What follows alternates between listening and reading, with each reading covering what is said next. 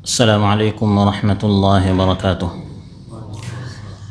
الحمد لله الذي خلقنا فسوانا ومن علينا فهدانا وأطعمنا وسقانا وكفانا وآوانا وعافانا، وأشهد أن لا إله إلا الله وحده لا شريك له شهادة تنجينا في دنيانا وأخرانا، وأشهد أن سيدنا ونبينا محمدًا عبد الله ورسوله أرسله ربه بالحق وبسنته هدانا، صلى الله تعالى عليه وعلى آله وصحبه صلاة يزول بها ما أهمنا وأشقانا.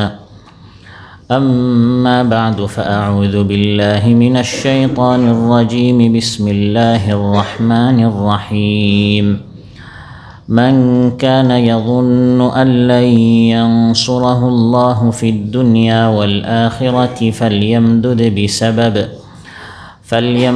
بسبب إلى السماء ثم ليقطع فلينظر هل يذهبن كيده ما يغيظ। আল্লাহ তাআলা ইরশাদ করেন, যে ধারণা করে যে আল্লাহ তাআলা দুনিয়া ও আখিরাতে রাসূল সাল্লাল্লাহু আলাইহি ওয়াসাল্লামকে সাহায্য করবেন না, সে যেন উপরে একটি রশি প্রসারিত করে ঝুলাইয়া রাখে, তারপর তা কেটে দেয়। অতঃপর সে যেন দেখে তার এই কাজের মাধ্যমে তার আক্রোশ শেষ হয় কিনা, এর কোনো সমাধান হয় কিনা। ফরিজ আব্দুল আজিজের এই মসজিদে আয়োজিত আজকের এই মাহফিলে উপস্থিত সম্মানিত মুসল্লি ভাইরা, সূরাতুল হজ থেকে একটি মাত্র আয়াত 15 নম্বর আয়াত তিলাওয়াত করে এর সহজ সরল বাংলা অনুবাদ উপস্থাপন করলাম। এই একটি আয়াতের আলোকে যে বিষয় আলোচনা করব সেটি হচ্ছে, আল্লাহ তাআলা রাসূল সাল্লাল্লাহু আলাইহি ওয়াসাল্লামকে এই পৃথিবীতে পাঠিয়েছেন আমাদের হিদায়াতের জন্য, আমাদেরকে সঠিক পথ দেখানোর জন্য। কিন্তু এক শ্রেণীর মানুষ রাসূল সাল্লাল্লাহু আলাইহি ওয়াসাল্লামের দাওয়াত কবুল না করে তার বিরোধিতা করেছিল। যারা বিরোধিতা করেছিল তারা খতম হয়েছে, শেষ হয়েছে। কিন্তু যুগে যুগে রাসূল সাল্লাল্লাহু আলাইহি ওয়াসাল্লাম এবং তাঁর আদর্শ যারা গ্রহণ করেছে তারা ছিল, আছে এবং থাকবে। এই বিষয়টা আল্লাহ তাআলা আলোচ্য আয়াতে উল্লেখ করেছেন। এর আলোকে আমরা আলোচনা উপস্থাপন করব ইনশাআল্লাহ। সম্মানিত ভাইয়েরা, আজ থেকে 1450 বছর আগে রাসূল সাল্লাল্লাহু আলাইহি ওয়াসাল্লাম এই পৃথিবীতে আগমন করার পূর্বে এমন একটা সময় এই পৃথিবীতে ছিল যখন এই পৃথিবীতে মানুষ ছিল কিন্তু মনুষ্যত্ব ছিল না, মানব ছিল কিন্তু মানবতা ছিল না, হৃদয় ছিল কিন্তু হৃদ্যতা ছিল না, পরিবার ছিল কিন্তু পারিবারিক বন্ধন ছিল না, সমাজ ছিল কিন্তু সামাজিক কোনো মূল্যবোধ ছিল না। গোটা পৃথিবীতে যখন ছড়িয়ে পড়েছিল হত্যা, খুন খারাপি, লুণ্ঠন, বেহায়াপনা, বেলেল্লাপনা, অশ্লীলতা, অরাজকতা, অনৈতিকতা, অনাচার, পাপাচার, নারী নির্যাতন, কন্যা সন্তানকে জীবন্ত কবর দেয়া, যাকে আমরা চরম বর্বরতার যুগ বলি, জাহিলি জামানা বলি, এমন বিভীষিকাময় কঠিন সময়ে বিশ্বের আমূল পরিবর্তন সাধনের লক্ষ্যে নবুয়তি ধারার পরিসমাপ্তিতে আগমন হলো সর্বকালের সর্বযুগের সর্বশ্রেষ্ঠ নবী মুহাম্মদুর রাসূলুল্লাহ সাল্লাল্লাহু আলাইহি ওয়াসাল্লামের। জাহিলি জামানায় যখন গোটা পৃথিবী নিমজ্জিত ছিল, সঠিক পথ দেখানোর জন্য, নূর আলো দেখানোর জন্য যিনি পৃথিবীতে এসেছিলেন তিনি হচ্ছেন সাইয়্যিদুল মুরসালিন, খাতামুন নবিয়্যিন, ইমামুল মুত্তাকিন, শফিউল মুযনিবিন, কাঈদুল গুদ্দিল মুহাজ্জালিন, আশরাফুল মখলুকাতি আজমাইন, মুহাম্মদুর রাসূলুল্লাহ সাল্লাল্লাহু আলাইহি ওয়াসাল্লাম। রাসূল সাল্লাল্লাহু আলাইহি ওয়াসাল্লামের অসীম ত্যাগ, ভাষাতীত কোরবানি এবং তার অফুরন্ত সাধনার ফলে আজ পর্যন্ত আমরা এই দিন পেয়েছি, ইসলাম পেয়েছি, কোরআন পেয়েছি, সুন্নাহ পেয়েছি, উত্তম আখলাক, চরিত্র, আচরণ, ব্যবহার আমরা শিখেছি। উচিত ছিল পৃথিবীর মানুষ রাসূল সাল্লাল্লাহু আলাইহি ওয়াসাল্লামের আদর্শকে গ্রহণ করবে, সবাই রাসূল সাল্লাল্লাহু আলাইহি ওয়াসাল্লামকে শ্রদ্ধা এবং সম্মান করবে।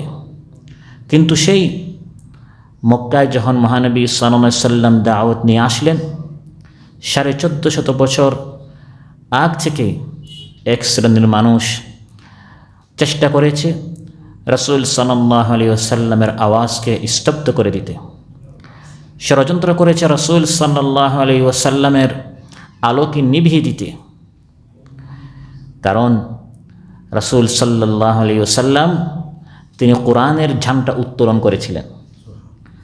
যতদিন রাসূল সাল্লাল্লাহু আলাইহি ওয়াসাল্লাম কোরআনের কথা বলেননি, 40 বছর পর্যন্ত মক্কার কাফিরেরা রাসূল সাল্লাল্লাহু আলাইহি ওয়াসাল্লামকে উপাধি দিয়েছিল আস-সাদিকুল আমিন, সত্যবাদী আমানতদার।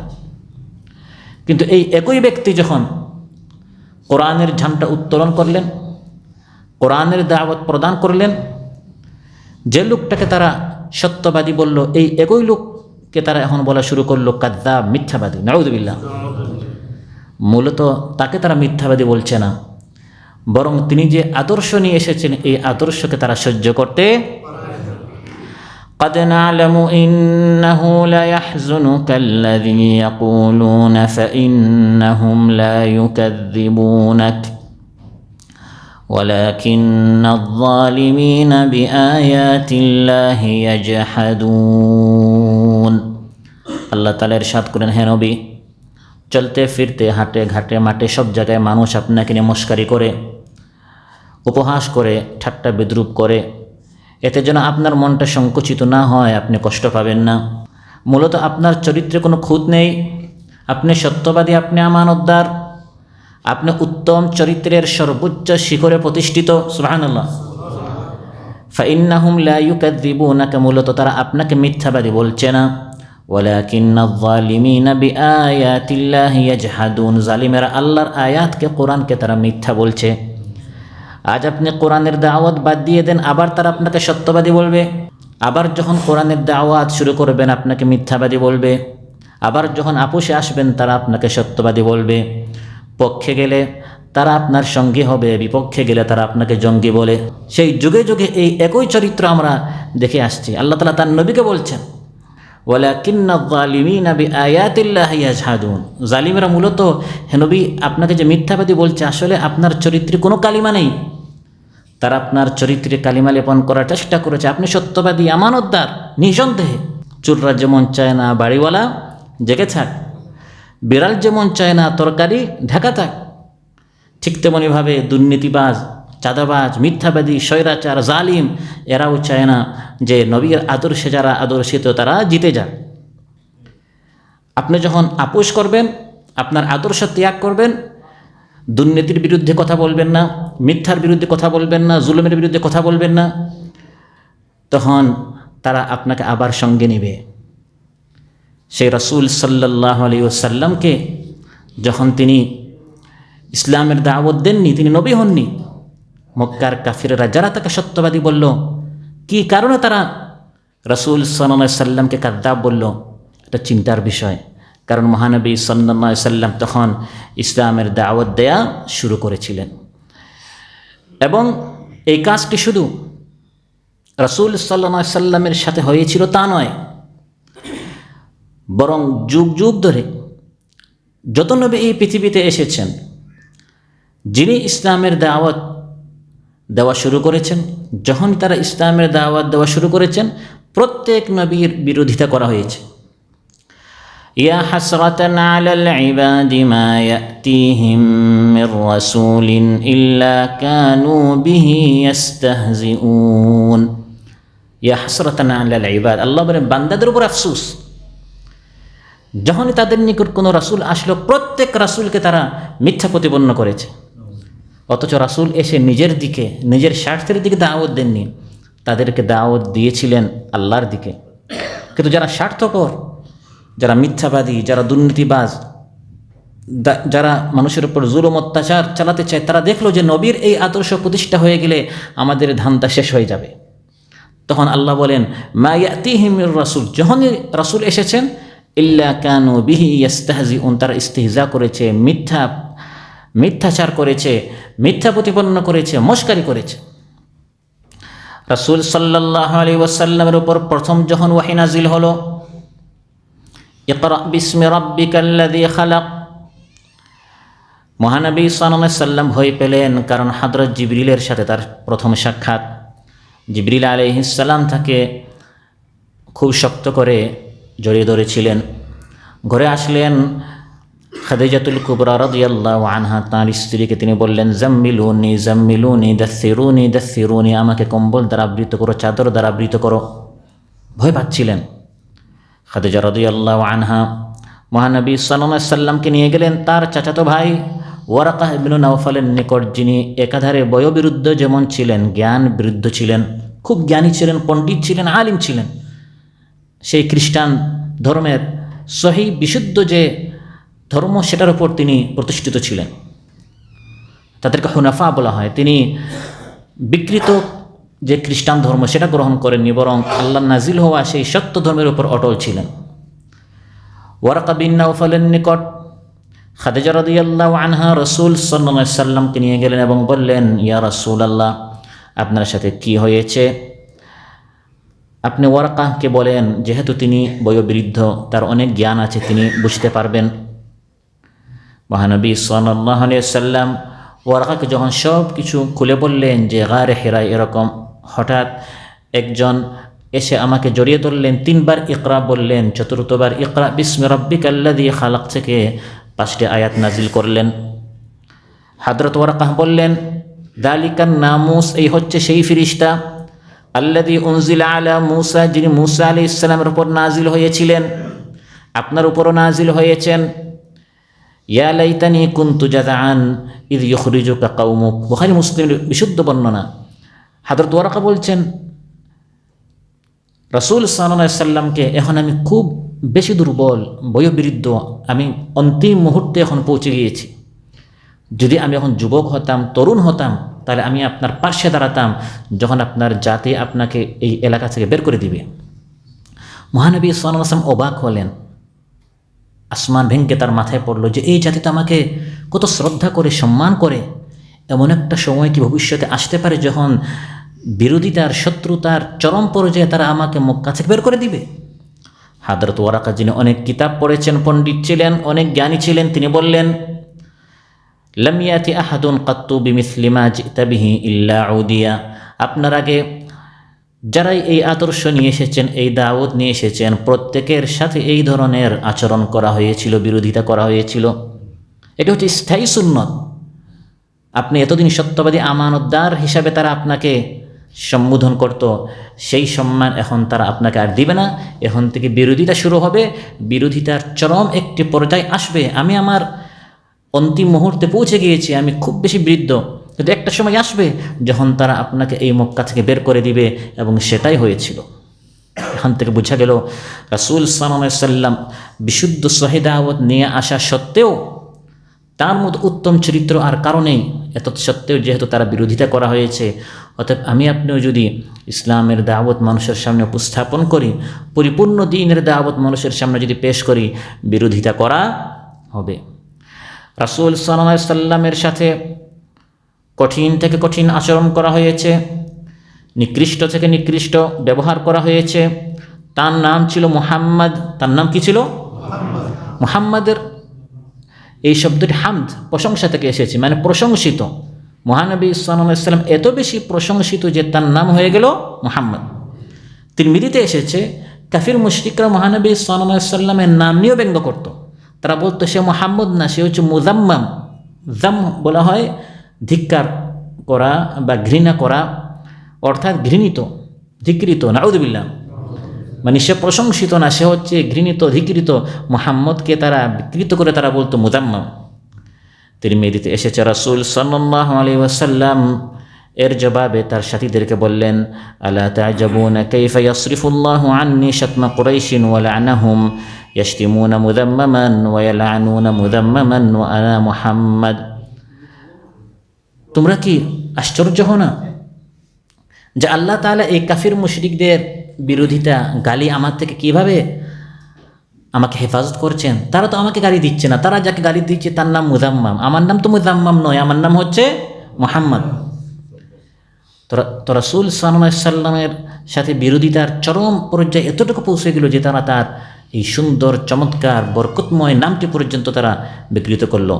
রাসূল সাল্লাল্লাহু আলাইহি সাল্লাম ইসলামের দাওয়াত নিয়ে আসলেন, যারা হাজারো অপরাধে লিপ্ত ছিল তাদেরকে অপরাধ মুক্ত করার জন্য, গুণে গুণান্বিত করার জন্য, উত্তম চরিত্রে চরিত্রবান করার জন্য। কিন্তু অধিকাংশ মানুষ তার বিরোধিতা করলো, তাকে নিয়ে মস্কারি করলো, এমনকি তাকে হত্যা করার, শহীদ করার তারা ষড়যন্ত্র করলো। একদিন মহানবী সাল্লাল্লাহু আলাইহি সাল্লাম নামাজ আদায় করছিলেন। উকবা বিন আবি মুআইত নামক কাফির, সে তার কাপড়টি মহানবী সাল্লাল্লাহু আলাইহি সাল্লামের গলায় ফাঁস লাগিয়ে মহানবী সাল্লাল্লাহু আলাইহি সাল্লামকে শহীদ করার জন্য সে চেষ্টা করেছিল। এমন সময় মহানবী সাল্লাল্লাহু আলাইহি সাল্লামের বিশ্বস্ত বন্ধু সঙ্গে আবু বকর রাদিয়াল্লাহু আনহু আসলেন, এসে বললেন, আতাকতুলুনা রাজুলান আন ইয়াকুলা রাব্বি আল্লাহ, তোমরা কি এমন ব্যক্তিকে হত্যা করার, শহীদ করার চেষ্টা করছো যে নবী আমাদেরকে শেখাচ্ছেন রাব্বি আল্লাহ, আমাদের রব হচ্ছেন আল্লাহ। তিনি এই স্লোগান দিচ্ছেন, এই আহ্বান করছেন যে এই পৃথিবীতে সার্বভৌমত্ব শুধু আল্লাহর চলবে, বিধান শুধু আল্লাহর চলবে, হুকুম শুধু আল্লাহর চলবে, ইবাদত শুধু আল্লাহর চলবে। এই অপরাধীদের তোমরা কি তাকে হত্যা করার জন্য চেষ্টা করছো? তার তো আর কোনো অপরাধ নেই, তিনি তো কারো জমি দখল করেননি, তিনি তো কোনোদিন কাউকে কথা দ্বারা কষ্ট দেননি, হাত দ্বারা কষ্ট দেননি, কোনোভাবে কষ্ট দেননি। এটাই কি তার অপরাধ? আন ইয়াকুলা রাব্বি আল্লাহ। অতএব রাব্বি আল্লাহ, আমার রব আল্লাহ, এই দাওয়াতটি সঠিক যথার্থভাবে যদি আপনিও দেন, আপনার বিরুদ্ধেও রাসূল সাল্লাল্লাহু আলাইহি সাল্লামের মতো এই ধরনের বিরোধিতা করা হবে। কিন্তু মহানবী সাল্লাল্লাহু আলাইহি সাল্লাম আপোষ করার মতো ছিলেন না, মাথা নত করার মতো ছিলেন না।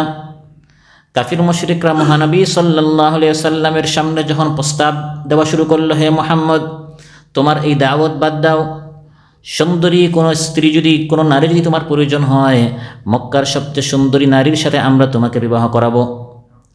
টাকা পয়সার জন্য যদি তুমি এই দাওয়াত দিয়ে থাকো, আমরা তোমাকে এত বেশি টাকা পয়সা স্বর্ণ রৌপ্য দিব, আমাদের মধ্যে সবচেয়ে ধনাঢ্য তুমি হয়ে যাবে। ক্ষমতার জন্য যদি তুমি করে থাকো, সাওয়াদনাকা আলাইনা, আমাদের মধ্যে আমরা তোমাকে রাজা বাদশা বানিয়ে দিব। মহানবী সাল্লাল্লাহু আলাইহি ওয়াসাল্লামের চাচা আবু তালিবের নিকট তারা এই সকল প্রস্তাব নিয়ে আসলো, হে আবু তালিব, তোমার ভাতিজাকে বুঝাও তিনি যেন এই দাওয়াত বন্ধ করেন। বাধা প্রতিবন্ধকতা সৃষ্টি করে কোনোভাবে পারছে না, এখন প্রলোভন দিয়ে, লোভ দেখিয়ে, মন্ত্রিত্ব দিয়ে, নারী দিয়ে, বাড়ি দিয়ে, গাড়ি দিয়ে কোনোভাবে থামানো যায় কিনা, এগুলো আজকে আসে না নাই? কখনো লোভে, কখনো ভয়ে, নানাভাবে চেষ্টা করে যারা ইসলামের দাওয়াত দিচ্ছে তাদেরকে আদর্শচ্যুত করার জন্য কোনোভাবে পারা যায় কিনা। মহানবী সাল্লাল্লাহু আলাইহি সাল্লাম তাদেরকে শুনিয়ে দিলেন, ওয়াল্লাহি ইয়া আম লাউ ওয়াদাউ আশ-শামসা আন ইয়ামিনি ওয়াল কমরা আন ইয়াসারি আলা আন আতরুকা হাযাল আমরা মা তারাকতুহু হাত্তা ইউযহিরাহু আল্লাহু আও আহলিকা দুনা। হে চাচা আবু তালিব, নারী, বাড়ি, টাকা পয়সা, অর্থকড়ি, ধন সম্পদ নয়, এগুলো তো সম্ভব, যেটা তাও অসম্ভব। যেমন আসমানের সূর্যটি যদি তারা আমার ডান দিকে এসে রাখে, আসমানের চাঁদটি এনে যদি তারা আমার বাম দিকে রাখে, তাও আমি আমার এই আদর্শ ত্যাগ করব না। যেটা দেওয়া সম্ভব সেটা তো দূরের কথা, যেটা দেওয়া অসম্ভব, এই শক্তিশালী সূর্যকে যদি তারা আমার নিয়ন্ত্রণে, আমার অধীনে নিয়ে আসে এই দ্বীনের দাওয়াত ত্যাগ করার জন্য, তাও আমি এই দ্বীনের দাওয়াত ত্যাগ করব না। আমার আর উচ্চায়তে আল্লাহ সুবহানাহু ওয়া তাআলা সান্ত্বনা দিচ্ছেন, পাশাপাশি কাফির মুশরিকদেরকে শুনিয়ে দিচ্ছেন, তোমরা যারা চেষ্টা করেছো আমার নবীর আদর্শকে খতম করে দেওয়ার জন্য, আমার নবীর আদর্শে আদর্শিত হয়ে যারা আন্দোলন করেছে, সংগ্রাম করেছে, মেহনত করেছে, তাদের আওয়াজকে বন্ধ করে দেওয়ার জন্য তোমরা যারা চেষ্টা করছো, শুনো, তোমাদের সব চেষ্টা ব্যর্থ হবে, তোমাদের টাকা পয়সা খরচ হবে, তোমরা অনেক আন্দোলন মেহনত করবে, কিন্তু এগুলো সব বৃথা যাবে, তোমরা কিছুই করতে পারবে না। আমার নবী অতীতে যেমন বিজয় হয়েছেন, ভবিষ্যতে তার যারা অনুসারী তারা বিজয় হবে। মান কানা ইয়াযুন্নু আল্লান ইয়ানসুরাহু আল্লাহু ফিদ দুনিয়া ওয়াল আখিরাতি ফালইয়ামদুদ বিসাবাবিন ইলাস সামা। আল্লাহ তাআলা বলেন, যারা আমার নবীর বিরোধিতা করে যাচ্ছে, আর তারা ভাবছে এভাবে বিরোধিতা করে করে একদিন নবীর দাওয়াতকে তারা খতম করে ফেলবে, আল্লাহ তো তার নবীকে সাহায্য করবেন না। এই ধরনের যাদের ধারণা রয়েছে, আল্লাহ তারা বলেন না না, আমি আমার নবীকে সাহায্য করব। বাহ্যিকভাবে তার টাকা পয়সা কম হতে পারে, তার অর্থশক্তি জনশক্তি ইত্যাদি কম হতে পারে, কিন্তু ঈমানের শক্তি থাকার কারণে আমি তাকে এমন সাহায্য করব তোমরা কিছুই করতে পারবে না। যে এই ধারণা করে দুনিয়া আখিরাতে আল্লাহ ইয়ানসুরাহুল্লাহু ফিদ দুনিয়া ওয়াল আখিরাহ, দুনিয়া আখিরাতে আল্লাহ তাআলা তার নবীকে সাহায্য করবেন না। যদি কেউ এই ধারণা করে থাকে, সাহায্য যদি সে বন্ধ করতে চায়, আল্লাহ তার নবীকে এত বেশি সাহায্য করেন কেন, আমরা এত চেষ্টা করেও তার আদর্শকে বন্ধ করতে পারছি না, এই আক্রোশ, এই শত্রুতা, এই রাগ ক্রোধ যারা ভিতরে রয়েছে, আল্লাহ তাআলা বলেন ফালিয়ামদুদ বিসাবাবিন ইলাস সামা, উপর পর্যন্ত। তাফসিরে জালালাইনে এর অর্থ করা হয়েছে আই সাকফা বাইতিহি ইয়াশুদ্দুহু ফিহি ওয়া ফি উনুকিহি, সেজন্য উপর অর্থাৎ ঘরের ছাদ পর্যন্ত একটি রশি সে ঝুলিয়ে নেয়, প্রলম্বিত করে প্রসারিত করে। সুম্মা লিয়াক্তা, তারপর রশিটি কেটে ফেলে সে যেন ফাঁস লাগিয়ে মারা যায়। ফালিয়ানদুর হাল ইউযহিবান্না কাইদুহু মা ইয়াগিয, তারপর সে যেন দেখে এভাবে সে মারা যাওয়ার কারণে তার আক্রোশ শেষ হয় কিনা, সে মরবে কিন্তু আমার নবীর এই আদর্শকে সে শেষ করতে পারবে না। অর্থাৎ যারা ষড়যন্ত্র করছে, চেষ্টা করছে, আল্লাহ তাদেরকে নিরাশ করে দিচ্ছেন। তুমি ফাঁস লাগিয়ে মারা গেলেও চেষ্টা করতে করতে করতে যদি তোমার জানটাও তুমি দিয়ে দাও, তুমি কিছুই করতে পারবে না। আমি আমার নবীকে বিজয়ী করেছি, বিজয়ী করব। যে মনে করে আল্লাহ তার নবীকে সাহায্য না করুন, যদি কেউ এটা মনে করে থাকে, কারণ রাসূল সাল্লাল্লাহু আলাইহি সাল্লামের বিজয় লাভে বা তার আদর্শে যারা আদর্শিত তাদের বিজয়ের কারণে তার অনেক কষ্ট হয়, সে ব্যথিত হয়, কারণ সে দেখছে ইসলামের উত্থান হচ্ছে, ইসলামপন্থীদের উত্থান হচ্ছে। আল্লাহ তাআলা বলেন ফালিয়ামদুদ বিসাবাবিন ইলাস সামা, সে যেন ঘরের ছাদ থেকে একটি রশি ঝুলিয়ে গলায় ফাঁস লাগিয়ে আত্মহত্যা করে। হয়তোবা আত্মহত্যা তাকে সে ক্ষোভ থেকে, সে রাগ থেকে রক্ষা করবে, যা সে আল্লাহর রাসূল সাল্লাল্লাহু আলাইহি সাল্লামের বর্ধমান প্রভাব প্রতিপত্তি দেখে অন্তরে অনুভব করে। আবার এই আয়াতের আরেক তাফসীর হচ্ছে ফালিয়ামদুদ বিসাবাবিন ইলাস সামা, সে যেন একটি রশি সামা অর্থাৎ আসমান পর্যন্ত সে যেন ঝুলায়, এখান থেকে আসমান পর্যন্ত সে একটি রশি ঝুলাই আসমান পর্যন্ত সে যাক। যেহেতু আসমান থেকে আল্লাহ তাআলা তার নবীকে সাহায্য করছেন, সে আসমানে গিয়ে ওই সাহায্যের ধারাটা বন্ধ করুক, পারবে? সে চেষ্টা করছে তার টাকা দিয়ে বন্ধ করতে, তার গুন্ডা বাহিনী দিয়ে বন্ধ করতে, তার ফন্দি ফিকির দিয়ে বন্ধ করতে। এভাবে মহানবী সাল্লাল্লাহু আলাইহি ওয়াসাল্লামের আদর্শকে বন্ধ করা যাবে না, কারণ মহানবী সাল্লাল্লাহু আলাইহি ওয়াসাল্লামের আদর্শকে আসমান থেকে আল্লাহ তাআলা সাহায্য করছেন। এখন তোমার যদি সেই শক্তি থাকে, ফালিয়ামদুদ বিসাবাবিন ইলাস সামা, তুমি যাও একটি রশি আসমান পর্যন্ত ঝুলাও, আর এই রশির সাহায্যে আসমানে যাও, সেখানে গিয়ে যেখান থেকে আল্লাহর পক্ষ থেকে মদদ নুসরত সাহায্য আসছে তার নবীর ওপর, সেই রাস্তায় তুমি বন্ধ করো। তাতে তোমার কলিজা ঠান্ডা হয় কিনা দেখা যাক, কিন্তু সেটা কশ্চিনকালেও তুমি করতে পারবে না। সুম্মা লিয়াক্তা, সে যেন ওই রশিটা উপরে গিয়া, সেখানে গিয়া সে যেন এই রশিদের উপরে গিয়ে সেখান থেকে লিয়াক্তা ওই সাহায্যের ধারাটি সে পারলে কাটুক, বন্ধ করুক, কিন্তু সেটা সে করতে পারবে না। ফালিয়ানদুর হাল ইউযহিবান্না কাইদুহু মা ইয়াগিয, সে দেখুক তার প্রচেষ্টা এভাবে উপরে গিয়ে এই চেষ্টা প্রচেষ্টা করে তার আক্রোশের যে কারণ, তার কলাকৌশল, তার আক্রোশ রাগের কারণ দূর করতে পারে কিনা, এভাবে চেষ্টা করে সে এই ধারাটি বন্ধ করতে পারবে না। সম্মানিত ভাইয়েরা, এই আয়াতের মাধ্যমে আল্লাহ তাআলা বেশ কয়েকটা মেসেজ দিয়েছেন, বার্তা দিয়েছেন, শিক্ষা দিয়েছেন। প্রথম হচ্ছে যারা চেষ্টা করছে যুগে যুগে নানাভাবে রাসূল সাল্লাল্লাহু আলাইহি সাল্লামের আনিত কোরআনকে, সুন্নাহকে, আদর্শকে বন্ধ করে দেয়া, ফাঁসির কাস্টে ঝুলিয়ে, ক্রস ফায়ার দিয়ে হামলা মামলা করে, গুলিবিদ্ধ করে, গুম করে, নানাভাবে চেষ্টা করেছিল ইসলামকে বন্ধ করে দিতে, ইসলামের আলোকে নিভিতে, আলোচ্যাতে আল্লাহ তাআলা তাদেরকে নিরাশ করে দিচ্ছেন। এগুলো হচ্ছে সব তোমাদের ষড়যন্ত্র, তোমরা কিছুই করতে পারবে না, কারণ যারা কোরআনের কথা বলে তাদের উপর সাহায্য আসে আসমান থেকে। তুমি ক্রস ফায়ারে দিচ্ছ জমিনে, ফাঁসির কাস্টে ঝুলাচ্ছ জমিনে, গুম করছো জমিনে, হামলা মামলা করছো কোথায়? জমিনে, কিন্তু তাদেরকে আল্লাহ তাআলা সাহায্য করছেন আসমান থেকে। ফালিয়ামদুদ বিসাবাবিন ইলাস সামা, তুমি পারলে আসমানে গিয়ে সেখান থেকে বন্ধ করো, সেটা তোমার সাধ্যে নেই। সেখান থেকে হঠাৎ যখন ইশারা আসবে তখন তোমার পতন হবে, তাদের উত্থান হবে। সুবহানাল্লাহ। কারণ বাতিলপন্থীরা মুখের জোরে, মিডিয়ার জোরে, চাপার জোরে নানাভাবে চেষ্টা করে, এবার শেষ।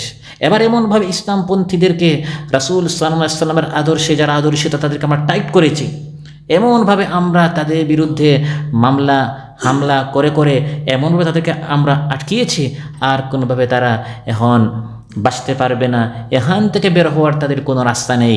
কিন্তু আল্লাহ তাআলা বলেন, আমি তাদেরকে বিজয় দান করব, আমার আলোকে পূর্ণতা দান করব, তাতে করে কাফির মুশরিক তাগুত বাতিলদের যতই অপছন্দ হোক না কেন।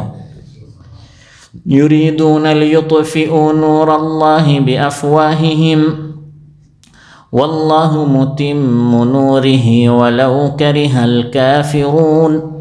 আল্লাহ তাআলা বলেন, আল্লাহ তাআলা তার দ্বীনের আলোকে পূর্ণতা দান করবেন, কাফির মুশরিকদের এটা যতই অপছন্দ হোক। তারা চায় বিআফওয়াহিহিম, মুখের জোরে, চাপার জোরে, মিডিয়ার জোরে চেষ্টা করে আল্লাহর দ্বীনকে, আল্লাহর দ্বীনের আলোকে নিভিয়ে দিতে, তারা পারবে না।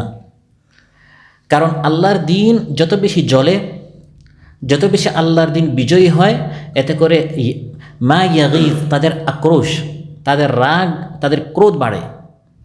এক শ্রেণীর মানুষ ইসলামের বিজয়ে খুশি হয়, আরেক দল মানুষ ইসলামের উত্থানে তাদের আক্রোশ, তাদের শত্রুতা, তাদের রাগ, তাদের ক্রোধ বাড়ে। নাউযুবিল্লাহ।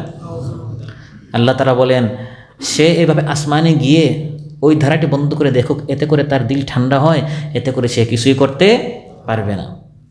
কোরআনের মধ্যে আল্লাহ তাআলা মদিনার এক শ্রেণীর নামধারী মুসলমান মুনাফিকদের কথা বলেছেন। এই সকল মুনাফিক হচ্ছে এমন, তোমাদের সাথে নামাজ পড়ে, মাঝে মধ্যে হজ উমরাও করতে যায়, কিন্তু তোমাদের উত্থানে, তোমাদের বিজয়ে, তোমাদের সুখের দিনে, খুশির দিনে তারা আঙ্গুলে কামড় মারে, রাগে ক্রোধে, যে ইসলামপন্থীরা বিজয় হচ্ছে কেন, ইসলামপন্থীরা জিতে যাচ্ছে কেন। আমরা যত চেষ্টা করি তত দেখা যায় তারা একের পর এক তাদের বিজয় হচ্ছে। সুবহানাল্লাহ। وَإِذَا خَلَوْا عَضُّوا عَلَيْكُمُ الْأَنَامِلَ مِنَ الْغَيْظِ قُلْ مُوتُوا بِغَيْظِكُمْ إِنَّ اللَّهَ عَلِيمٌ بِذَاتِ الصُّدُورِ। মুনাফিক, আল্লাহ বলেন, এরা যখন একা একই যায়, নির্জনে যখন তারা পরস্পর মিটিং করে বৈঠক করে, তখন তারা একজন আর তারা এক একজন তাদের আব্দু আলাইকুমুল আনামিল মিনাল গায়ব, তাদের আঙ্গুলে কামড় মারে, প্রত্যেকে আঙ্গুলে কামড় মারে, বলে, ভাই এত চেষ্টা করলাম, দুস্থ এত কৌশল, এত পরিকল্পনা, এত ষড়যন্ত্র করলাম, কিন্তু এদেরকে আমরা ঠেকাতে পারলাম না, তারা একের পর এক জিতেই যাচ্ছে। আল্লাহ বলেন, কুল মুতু বিগাইযিকুম, মুতু মানে মরো, বিগাইযিকুম মানে তোমাদের রাগ ক্রোধ নিয়ে তোমরা মরো। আমার রসুলকে, আমার রসুল সাল্লাল্লাহু আলাইহি ওয়াসাল্লামের আদর্শকে তোমরা কিছুই করতে পারবে না, বরং তোমরা মরবে, আমার নবী তার কিছু তোমরা করতে পারবে না। এখানে একদিকে যারা ইসলামের উত্থানে, রসুল সাল্লাল্লাহু আলাইহি ওয়াসাল্লাম তার আদর্শের উত্থানে, তার বিজয়ে যাদের ভিতরে জ্বালা যন্ত্রণা হয়, তাদেরকে যেমন হুঁশিয়ারি করা হচ্ছে, পাশাপাশি ইসলামপন্থীদেরকে, যারা ইসলামের কথা বলে, ইসলামের কাজ করে, তাদেরকে এখানে সুখবর দেওয়া হচ্ছে। জেল জুলুম জরিমানা আসতে পারে, কঠিন দিন আসতে পারে, কিন্তু এরপরে বিজয় আসবে, তাতে কোনো সন্দেহ নাই। মক্কার এমন সময় আয়াতগুলো নাজিল হচ্ছে, সব দিক থেকে অন্ধকার, বেলাল রাদিয়াল্লাহুকে ধরে মারতে মারতে মনে হচ্ছে এই শেষ। খাব্বাবকে, খুবাইবকে, সাহাবে কেরাম রাদিয়াল্লাহু আজমাইনদেরকে এমনভাবে নিপীড়ন নির্যাতন চলছে, মনে হচ্ছে ইসলামপন্থীরা তারা কোমর সোজা করে আর কখনো দাঁড়াতে পারবে না, এই তো শেষ।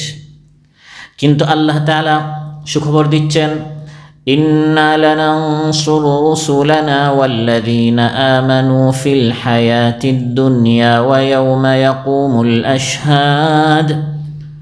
এই দুনিয়াতে এবং ওই কিয়ামতে যখন সাক্ষীরা দাঁড়াবে, আল্লাহ বলেন, সব জায়গায় আমি আমার নবীদেরকে এবং ঈমানদারদেরকে আমি সাহায্য করি, নুসরত করি, মদত করি। সুবহানাল্লাহ।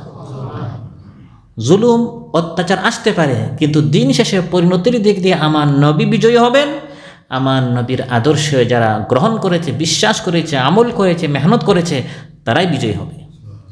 আর আমার নবীর বিরোধিতা যারা করেছে, বাহ্যিকভাবে তাদের টাকা পয়সা অর্থ করে ইত্যাদি বাড়ছে, সুদিন তাদের চলছে, এগুলো দেখে যেন আল্লাহর প্রিয় বান্দারা মোহিত না হয়, প্রতারিত না হয়। এগুলো সব ধোঁকা, প্রতারণা। এদের পতন হবে, যখন পতন হবে তখন তারা পালাবার কোনো রাস্তা খুঁজে পাবে না, দুনিয়া আখিরাতে তারা লাঞ্ছিত হবে। সহিহ বুখারীতে এসেছে, কানা রাজুলুন নাসরানিয়ান, খ্রিস্টান এক ব্যক্তি ছিল, আসলামা, ইসলাম গ্রহণ করলো, ওয়াকারা আল বাকারাত ও আলী ইমরান, এমনকি সূরাতুল বাকারা আলী ইমরান সে মুখস্থ করেছে এবং সে ওহী লিখত। ফাকানা ইয়াকতুবু লিন-নবী সাল্লাল্লাহু আলাইহি ওয়াসাল্লাম, সবাইকে মহানবী সাল্লাল্লাহু আলাইহি ওয়াসাল্লামের কাতিবু ওহী লেখার এই সম্মান দেওয়া হতো না। কতটুকু আল্লাহ নবীর বিশ্বাসভাজন হলে, বিশ্বস্ত হলে আল্লাহ নবী সাল্লাল্লাহু আলাইহি ওয়াসাল্লাম তাকে কোরআন লেখার মতো, ওয়াহী লেখার মতো এই দায়িত্ব দিয়েছেন। অর্থাৎ কোরআনের নামে সে অন্য কিছু লিখবে না।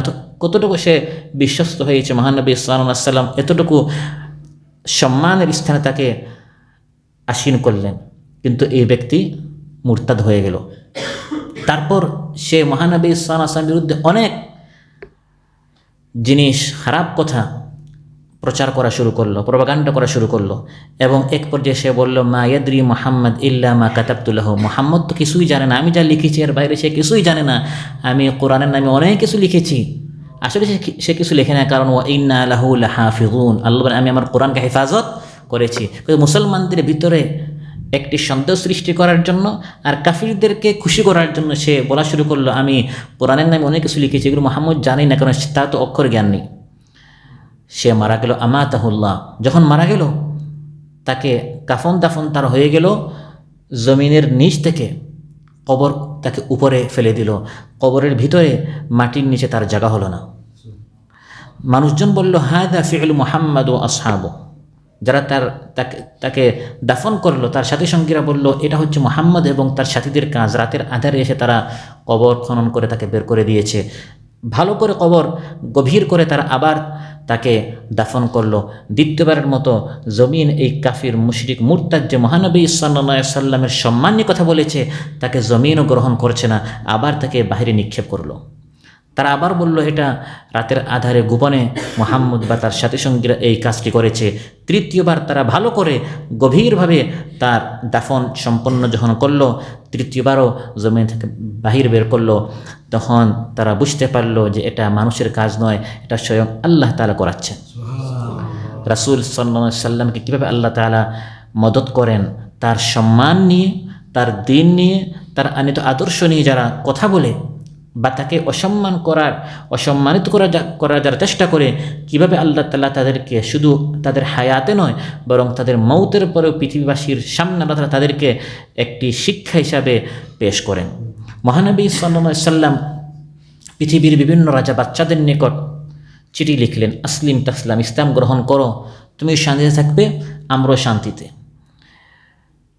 কোনো কোনো বাচ্চা তার এই দাওয়াত কবুল করেছে। বিভিন্ন রাজা বাচ্চাদের নিকট, মিশরের রাজা, ইয়ামানের রাজা, পারস্যের কিসরা, রোমের কাইসার, বিভিন্ন রাজা বাচ্চাদের নিকট তিনি এভাবে চিঠি লিখলেন।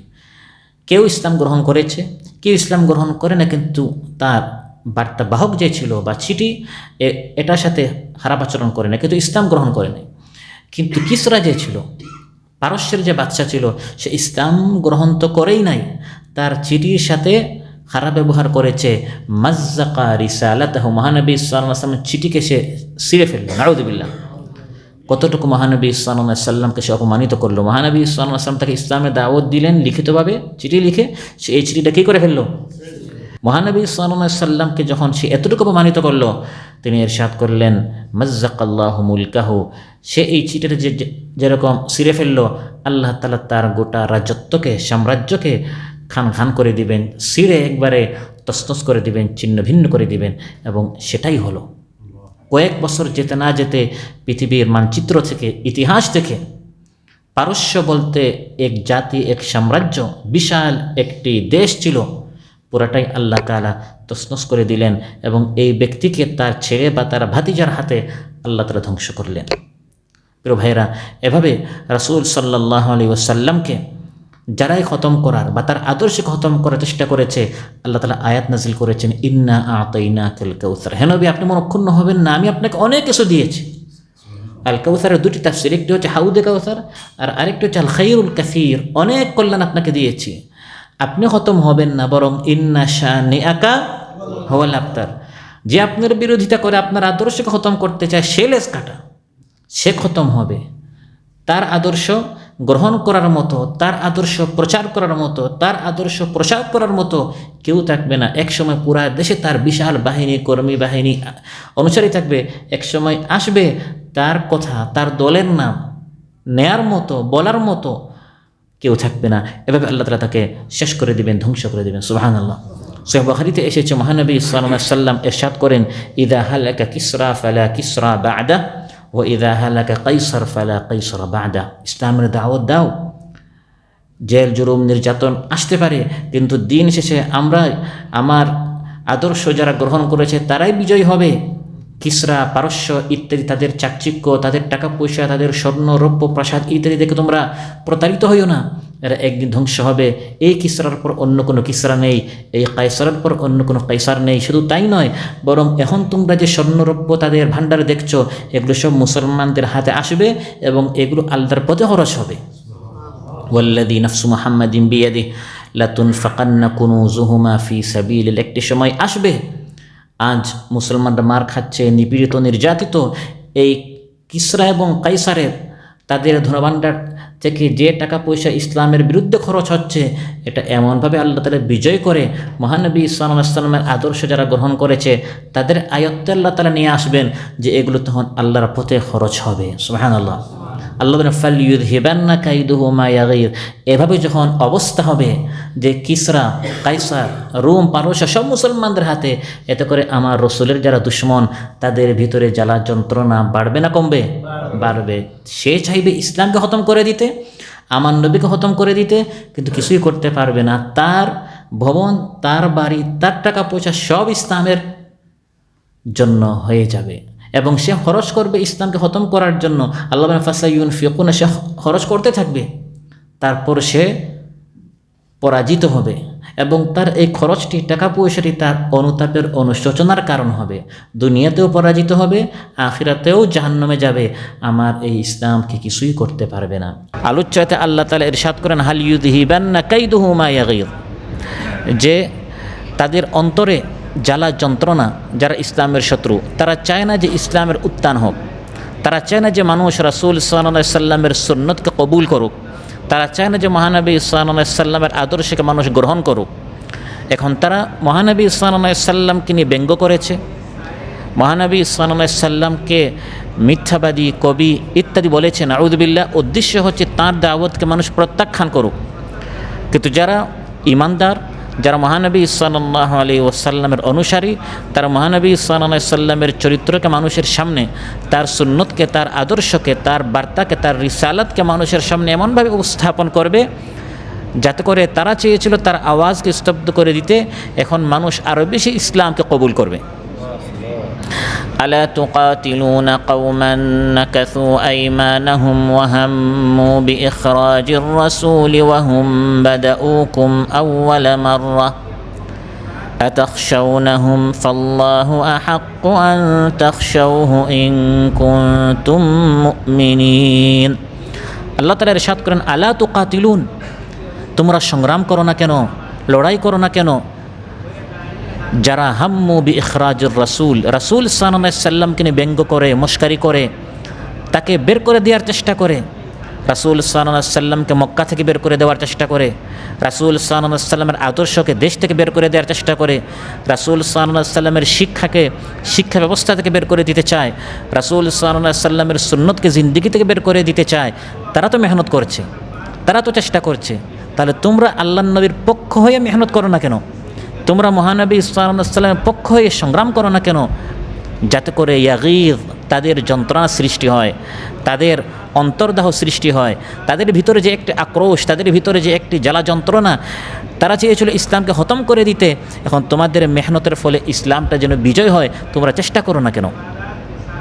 বোঝা গেল মহানবী সাল্লাল্লাহু আলাইহি ওয়াসাল্লামের পক্ষ হয়ে কথা বলা এটা ঈমানের দাবি। যারা ইসলামের শত্রু তাদের প্রতি শক্ত হতে হবে, তাদের অন্তরে হাল ইউযহিবান্না কাইদুহু মা ইয়াগীজ, তার অন্তরে জ্বালা যন্ত্রণা সৃষ্টি হয় ইসলামের উত্থানে, ইসলামের বিজয়ে। আমাকে এমন কাজ করতে হবে, ইসলামের দাওয়াত দিতে হবে, ইসলাম প্রচার প্রসারের কাজ করতে হবে, ইসলামের পক্ষে এত বেশি চেষ্টা করতে হবে যাতে করে ইসলামের বিজয় দেখে সে চেয়েছিল আল্লাহর নবীর আদর্শকে খতম করে দিতে, তার অন্তরে যেন জ্বালা যন্ত্রণা সৃষ্টি হয় যে আমি তো চেয়েছিলাম এদেরকে শেষ করে দিতে, এখন দেখি তাদের আরও বেশি উত্থান হচ্ছে। আর যদি মহানবী সাল্লাল্লাহু আলাইহি সাল্লামের বিরুদ্ধে কথা হচ্ছে, মহানবী সাল্লাল্লাহু আলাইহি সাল্লামের আদর্শকে খতম করে দেওয়ার জন্য সংগ্রাম হচ্ছে, আর আপনি বসা আছেন, আপনার ভিতরে কোনো অনুভূতিই নাই, বুঝতে হবে আপনার ইমানের প্যারালাইসিস হয়েছে। আপনার ইমান এটা শুধু মুখের দাবি, আসলে ইমান নেই। রাসূলের অপমানে যদি না কাঁদে তোর মন, মুসলিম নয়, মুনাফিক তুই, রাসূলের দুশমন। মহানবী সাল্লাল্লাহু আলাইহি সাল্লাম ইরশাদ করেন, বুখারী মুসলিমের বর্ণনা, লা ইউমিনু আহাদুকুম, তোমাদের কেউ ইমানদার হতে পারবে না, এটা শুধু মুখের দাবি হবে। খাঁটি ইমানদার তখন হবে হাত্তা আকুনা আহাব্বা ইলাইহি মিন ওয়ালিদিহি ওয়া ওয়ালাদিহি ওয়ান নাসি আজমাইন, তার নিজের চেয়ে, মা বাবার চেয়ে, সন্তানের চেয়ে, গোটা বিশ্ববাসীর সবার চেয়ে আমি নবী যতক্ষণ পর্যন্ত তার বেশি প্রিয় না হব ততক্ষণ পর্যন্ত তোমাদের কেউ ইমানদারই হতে পারবে না। আমাকে নিয়ে যদি কেউ কোনো কথা বলে, আমার বাবাকে নিয়ে, আমার সন্তানকে যদি কেউ কষ্ট দিতে চায়, আমার সম্পদ যদি কেউ কেড়ে নিতে চায়, আমার ভিতরে কতটুকু এর জবাব দেওয়ার জন্য, প্রতিশোধ নেওয়ার জন্য, জবাব এবং এর পক্ষ হয়ে সংগ্রাম করার জন্য আমি কতটুকু চেষ্টা করি। আর রাসূল সাল্লাল্লাহু আলাইহি সাল্লামের আদর্শকে জবাই করা হচ্ছে, মুছে দেওয়া হচ্ছে, শেষ করে দেওয়া হচ্ছে, আমার কোনো অনুভূতিই নাই। তাহলে বুঝতে হবে আসলে আমার ইমান পক্ষাঘাত হয়েছে, প্যারালাইসিস হয়ে গেছে। আমার ইমানটা শুধু মুখের দাবি, এটা বাস্তবে কোনো ইমান নয়। রাসূল সাল্লাল্লাহু আলাইহি ওয়াসাল্লামের উত্থানে, রাসূল সাল্লাল্লাহু আলাইহি ওয়াসাল্লামের আদর্শের বিজয়ে তাদের জ্বালা যন্ত্রণা হয় কাফির মুশরিকদের, রাসূলের দুশমনদের। আমাকে মহানবী সাল্লাল্লাহু আলাইহি ওয়াসাল্লামের আদর্শের পক্ষে এমন কাজ করতে হবে যাতে করে শত্রুর অন্তরে কম্পন সৃষ্টি হয়, যাতে করে শত্রুর জ্বালা যন্ত্রণা সৃষ্টি হয়। আল্লাহ তাআলা বলছেন যে আমি আমার নবীকে এমনভাবে সাহায্য করব, মান কানা ইয়াযুন্নু আল্লা ইয়ানসুরাহুল্লাহু ফিদ দুনিয়া ওয়াল আখিরাহ ফালইয়ামদুদ বিসাবাবিন ইলাস সামাই সুম্মা লিয়াকতা ফালইয়ানজুর হাল ইউযহিবান্না কাইদুহু মা ইয়াগীদ।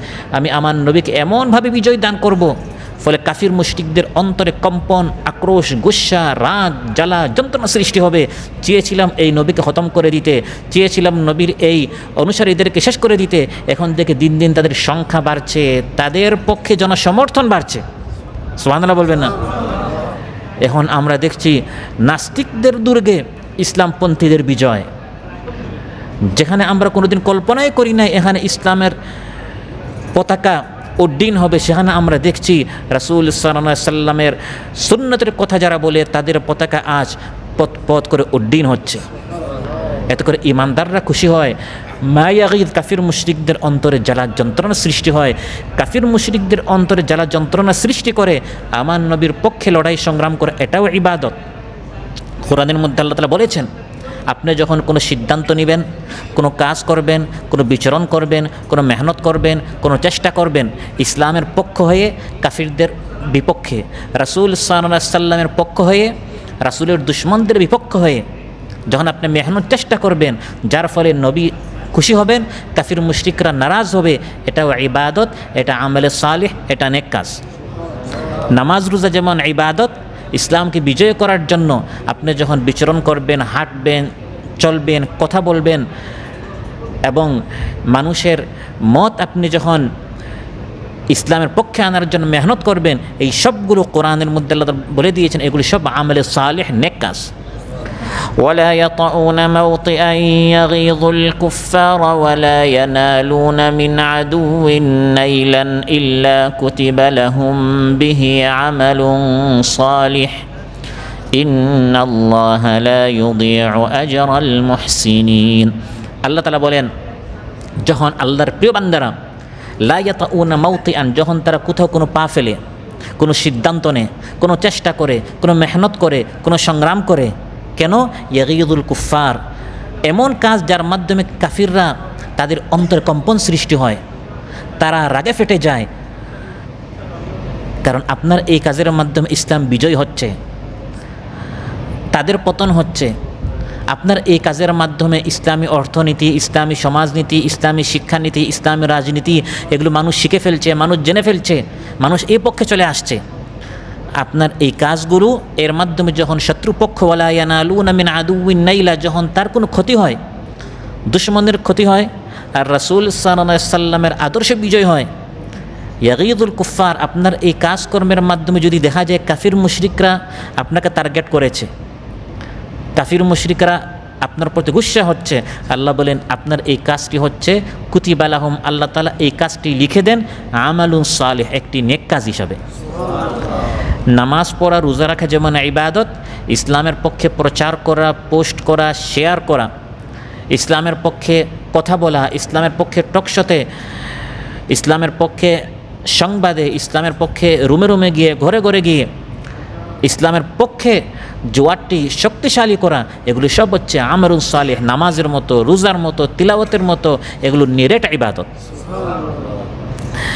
এমনকি এক সময় ইসলাম দুর্বল ছিল, একজন ছিল, দুইজন ছিল, পাঁচজন ছিল, হাঁটি হাঁটি পা পা করে ইসলামী এই দলকে, ইসলামী এই শক্তিকে, ইসলামী এই সংগঠনকে বড় করা, শক্তিশালী করা, যার মাধ্যমে কাফিররা খুশি হবে না নারাজ হবে, তাদের অন্তরে কম্পন সৃষ্টি হবে, ভয় ভীতি তাদের অন্তরে সঞ্চার হবে যে ইসলামী শক্তিটি, ইসলামী এই জামায়াতটি, ইসলামী এই দলটি, ইসলামী এই শক্তিটি বড় হচ্ছে, বৃদ্ধি হচ্ছে।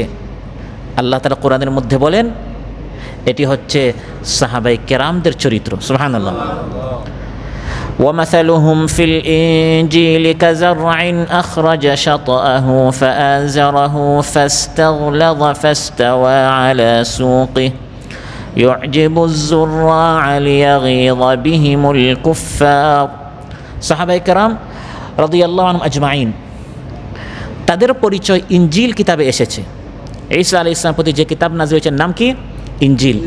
সেই ইনজিল কিতাবে সাহাবায়ে কেরামদের পরিচয় তুলে ধরা হয়েছে, যে সাহাবায়ে কেরামদের দৃষ্টান্ত হচ্ছে একটি চারা গাছের মতো, ছোট্ট একটি চারা গাছ, কাজারাইন আখরাজা শাতআহু, যে চারা গাছ থেকে কচি পাতা বের হলো, চারা গাছটি নরম হয়, ছোটো হয়, একবার নরম একটি চারা গাছ, সেখান থেকে কচি পাতা বের হলো, তারপর ফাআযারাহু ফাস্তাগলাযা ফাস্তাওয়া, এই কচি পাতাটি আস্তে আস্তে শক্ত হলো, পুষ্ট হলো, এরপরে কাণ্ডের উপর দাঁড়িয়ে দৃঢ় হলো, মজবুত হলো। এই অবস্থা দেখে ইউজিবুজ যুররা, যে এই চাষাবাদের কাজ করেছে কৃষক, সে খুশি হয়ে যায় যে আমার এই গাছটি এক সময় ছোটো ছিল, নরম ছিল, এখন হাঁটি হাঁটি পা পা করে গাছটি কত বড় হয়ে গেল, শক্তিশালী হয়ে গেল, তার এখন কত ফল রয়েছে, ফুল রয়েছে, কত স্বাদের, কত ঘ্রাণের, এখান থেকে কত বড় এই গাছটি হয়ে গেল। কৃষক খুশি হয়ে যায়, কিন্তু এই কৃষকের যে শত্রু সে খুশি হয় না নারাজ হয়? লিয়াগীযা বিহিমুল কুফার, যে শত্রু সে নারাজ হয় যে এর বাগানটি বড় হচ্ছে, এর চারা গাছটি এখন শক্ত হয়ে পুষ্ট হয়ে আযারাহু ফাস্তাগলাযা ফাস্তাওয়া, এখন অনেক মজবুত হয়ে গেল। আল্লাহ তাআলা বলেন ইসলাম এর কাজ যারা করে, দ্বীনের কাজ যারা করে, তাদের দৃষ্টান্ত এভাবে। আপনার কাজ এমন হতে হবে লিয়াগীযা বিহিমুল কুফার, আপনার কাজে যেন কাফির মুশরিকরা নারাজ হয়। আর কাফির মুশরিকরা যদি আপনাকে দাওয়াত দেয়, তারা যদি আপনার কাজে সন্তুষ্ট হয়, তারা যদি হাততালি মারে, তারা যদি আপনাকে ফুলের মারা পড়ায়, তাহলে বুঝতে হবে ডাল মে কুছ কালা হ্যাঁ, আপনার দাওয়াত এটা ইসলামের আসল দাওয়াত নয়। ইসলামের আসল দাওয়াত তখন হবে যখন আপনার উত্তানে লিয়াগীযা বিহিমুল কুফার। আল্লাহ তাআলা বলেন সাহাবায়ে কেরামদের এই শক্তি দেখে, তারা মক্কায় একজন, দুইজন, পাঁচজন ছিল, এখন 100, 200, 500 হয়ে গেল। মদিনায় গিয়ে রাষ্ট্র কায়েম করে ফেলল, বিশাল এক সাম্রাজ্যের তারা অধিকারী হয়ে গেলেন। এতে লিয়াগীযা বিহিমুল কুফার। আল্লাহ তাআলা বলেন মুমিনদের এই সমৃদ্ধি দেখে কাফিরদের অন্তর যারা সৃষ্টি হয়, মুমিনদেরকে দুর্বল অবস্থা থেকে আল্লাহ তাআলা দৃঢ় ভিত্তির উপর দাঁড় করান কাফিরদের অন্তরে গুসা সৃষ্টি করার জন্য, যাতে করে তারা ক্রোধান্বিত হয়, তাদের অন্তর্দাহ জ্বালার যন্ত্রণা সৃষ্টি করার জন্য। তাহলে ইসলামের উত্থানে কাফির মুশরিকদের অন্তরে জ্বালা যন্ত্রণা সৃষ্টি হতে হবে, তখন বুঝতে হবে আপনার দাওয়াতটি প্রকৃত দাওয়াত। রাসূল সাল্লাল্লাহু আলাইহি ওয়াসাল্লামকে গালি দেওয়া হচ্ছে, আপনি কথা বললেন, প্রতিবাদ জানালেন, এতে করে কাফির মুশরিক নারাজ হবে, রাসূল খুশি হবেন। আর গালি দেয়া হলো আল্লাহর নবীকে আপনি খামোশ। কেন খামোশ? আমি কথা বললে আবার তারা নারাজ হয়ে যায় কিনা, ফলে তারা আপনার উপর খুশি। আপনি কাফিরদেরকেও খুশি রাখতে চাচ্ছেন, রাসূল সাল্লাল্লাহু আলাইহি ওয়াসাল্লামকেও খুশি রাখতে চাচ্ছেন, দুইজন একই অবস্থায় খুশি থাকতে পারেন না। আল্লাহ তাআলা বলছেন, হাল ইউযহিবান্না কাইদুহু মা ইয়াগীদ, এমনভাবে আমি আমার নবীকে বিজয় দান করব, কাফির মুশরিকদের অন্তরে জ্বালা যন্ত্রণা সৃষ্টি হবে। অতএব আপনাকে এমনভাবে দিনের কাজ করতে হবে, মুসলমানরা খুশি হবে, নবী খুশি হবেন, আর কাফির মুশরিকরা আপনার উপর নারাজ হতে হবে। তাদের তীর আপনার প্রতি নিক্ষিপ্ত হবে, তাদের গালি, তাদের উপহাস, তাদের মস্কারি আপনার প্রতি আসতে হবে। তাহলে বুঝবেন আপনার এই দাওয়াতটি সঠিক দাওয়াত। আপনাকে এমন কাজ করতে হবে যার ফলে ইসলামের শত্রুরা আপনার প্রতি খুশি হবে না, বরং তারা আপনার প্রতি নারাজ হবে। আপনি যদি এমন দিনের কাজ করেন যে আপনার বিজয়ে তারা নারাজ হয়, বুঝতে হবে আপনি প্রকৃত ইসলামী কাজ করছেন। আর আপনার উত্থানে, আপনার বিজয়ে যদি তারা খুশি হয়, তারা বুঝতে হবে আপনার সাথে রাতে কোনো একটি সম্পর্ক আছে, গোপনে কোনো একটি স্বার্থ আছে। কারণ কোরআনের মধ্যে আল্লাহ তাআলা বলে দিয়েছেন, তামসাসকুম হাসানাতুন তাসুহুম, তোমাদের বিজয় হলে তাদের জ্বালা যন্ত্রণা হয়। প্রকৃত ইমানদার যারা সাহাবে কেরামদেরকে উদ্দেশ্য করে বলা হচ্ছে, তোমাদের বিজয় হলে, উত্থান হলে তাসুহুম, তাদের কষ্ট হয়। আর যদি তোমাদের কষ্ট হয়, তারা খুশি হয়। মুসলমানদের কষ্টে কাফির মুশরিকরা খুশি হয়, আর মুসলমানদের উত্থানে কাফির মুশরিকরা নারাজ হয়।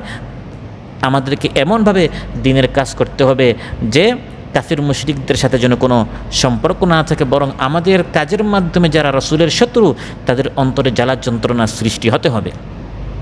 কাফির মুশরিকরা চেয়েছিল রাসূল সাল্লাল্লাহু আলাইহি সাল্লাম এবং সাহাবায়ে কেরামদেরকে মক্কায় খতম করে দিতে, যাতে করে মুসলমানরা ইসলাম প্রতিষ্ঠা করতে না পারে। কিন্তু আল্লাহ তাআলা বিকল্প হিসাবে মুসলমানদের জন্য মদিনার দরজা উন্মুক্ত করে দিলেন।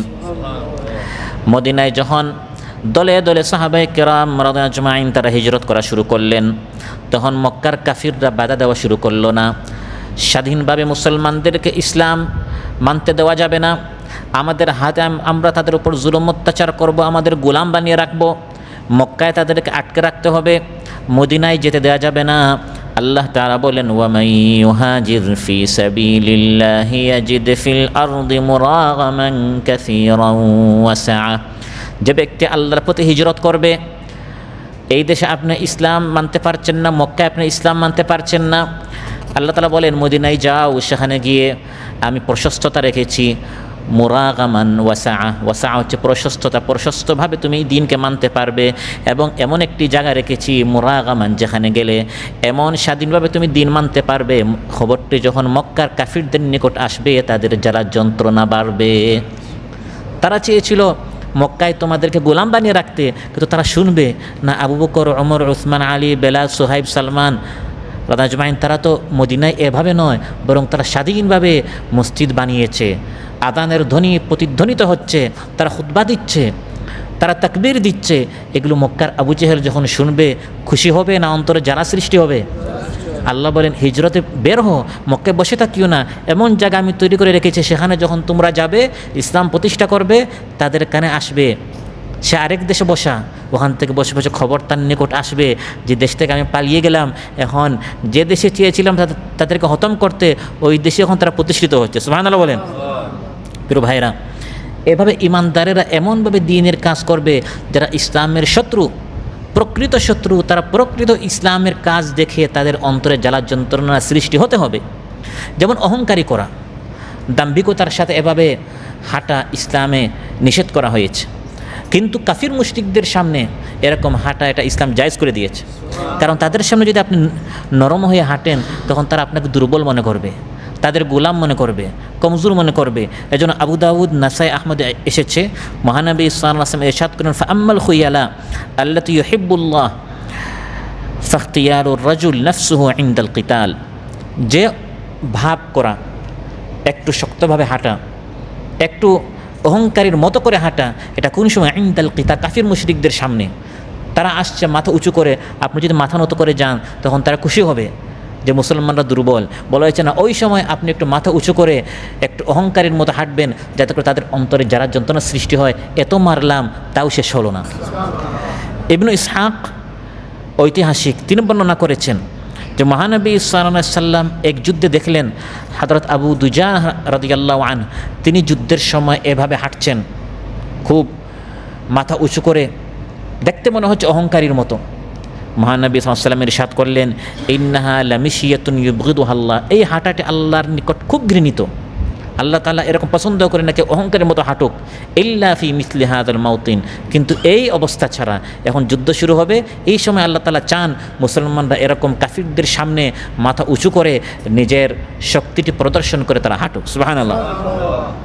অতএব মুসলমানের ইমানদারের প্রত্যেকটি কাজে কাফির মুশরিকরা নারাজ হবে। শুধু কাফির মুশরিক নয়, কাফির মুশরিকদের মূল বাবা শিক্ষক হচ্ছে শয়তান। শয়তানকে নারাজ করতে হবে, তার অন্তরে জ্বালা সৃষ্টি করতে হবে, যন্ত্রণা সৃষ্টি করতে হবে। যেমন সহিহ মুসলিমে এসেছে, ক্বালা রাসূলুল্লাহ সাল্লাল্লাহু আলাইহি ওয়াসাল্লাম, ইযা শাক্কা আহাদুকুম ফি সালাতিহি ফালাম ইয়াদরি কাম সাল্লা সালাসান আম আরবা'a ফালইয়াতরাহিশ শাক্কা ওয়ালিয়াবনি আলা মাস্তাইকান থুম্মা ইয়াসজুদু সাজদাতাইনি ক্বাবলা আন ইউসাল্লিম ফাইন কানা সাল্লা খামসান শাফা'না লাহু সালাতাহু ওয়া ইন কানা সাল্লা ইতমামান লিআরবা'in কানাতা তারগীমান লিশ-শাইতান। রাসূল সাল্লাল্লাহু আলাইহি ওয়াসাল্লাম ইরশাদ করেন, আপনি নামাজে দাঁড়ালেন, 4 রাকাতের নামাজ, 3 রাকাত পরে আপনার সন্দেহ হলো আমার 4 হয়ে গেছে কিনা, আপনি এরপরে আরেক রাকাতে দাঁড়িয়ে গেলেন, আপনার সন্দেহ আমার 4 হয়ে গেছে কিনা, আপনি চতুর্থ আরেকটি রাকাতে আপনি দাঁড়ালেন। মহানবী সাল্লাল্লাহু আলাইহি ওয়াসাল্লাম ইরশাদ করেন, এই অবস্থায় কী করবেন, আপনি সন্দেহ দূর করে, যেটা আপনার ইয়াকিন, একটা ইয়াকিন করে এর উপরে আপনি আমল করবেন, উঠবস করবেন না, বরং আপনি হয় বসবেন বা দাঁড়াবেন, কোনো একটা সিদ্ধান্ত নেবেন। এখন দুইটার মধ্যে একটা, আপনি দাঁড়ালেন, দাঁড়িয়ে আপনি কি করবেন, নামাজ শেষ করবেন, শেষে আপনি 2টা সুজুদুস সাহু দিবেন। 2টা সাজদা কিসের দিবেন, সুজুদুস সাহু। মহানবী সাল্লাল্লাহু আলাইহি ওয়াসাল্লাম ইরশাদ করেন, এখন যদি তার 5 রাকাত হয়ে যায়, আসলে তার 4 রাকাত হয়ে গিয়েছিল, আরেক রাকাত সে দাঁড়ালো, এখন কত হয়ে গেল, 5 রাকাত। ওই সুজুদুস সাহু দেওয়ার কারণে আল্লাহ তাআলা ওই সহু সাজদার মাধ্যমে আল্লাহ তাআলা আরও 1 রাকাত এটাকে বানিয়ে দিবেন, কারণ 1 রাকাতে কয়টা সাজদা, 2টা। উইতরের নামাজ ছাড়া সব নামাজ জোড়া জোড়া হতে হবে, নফল নামাজ হোক, ফরজ নামাজ হোক, মাগরিবের নামাজ আর উইতরের নামাজ, এই 2টা হচ্ছে 3 রাকাত, বাকি সব হচ্ছে 2 2 2 বা 4 এভাবে পড়তে হবে। এখন আপনার 5 রাকাত হয়ে গেল, আল্লাহ তাআলা কী করবেন, ওই 5ম রাকাতের সাথে ওই সজদার যে রাকাত, ওটাকে 2 রাকাত করে আপনার কয় রাকাত হলো, 6 রাকাত। ওই 2 রাকাতকে আল্লাহ তাআলা আপনার নফল নামাজ হিসেবে গণ্য করবেন, আর যে আপনার ত্রুটি হয়েছে ওটা মাফ করে দিবেন। আর যদি আপনার আসলে 3 হয়েছিল আর ওই 1 রাকাত করে আপনার কত হলো, 4 রাকাত, তাহলে তো আপনি কোনো ভুল করেন নাই, নামাজই ছিল 4 রাকাত, আপনি পড়লেন 4 রাকাত, তাহলে সাজদা কেন, মানে ইসলাম ইরশাদ করেন তারগীমান লিশ-শাইতান, এটা শয়তানের অন্তরে জ্বালা সৃষ্টি করা, কারণ সে এসেছিল সন্দেহ সৃষ্টি করে আপনার নামাজটা নষ্ট করার, এটা তার ইচ্ছা ছিল।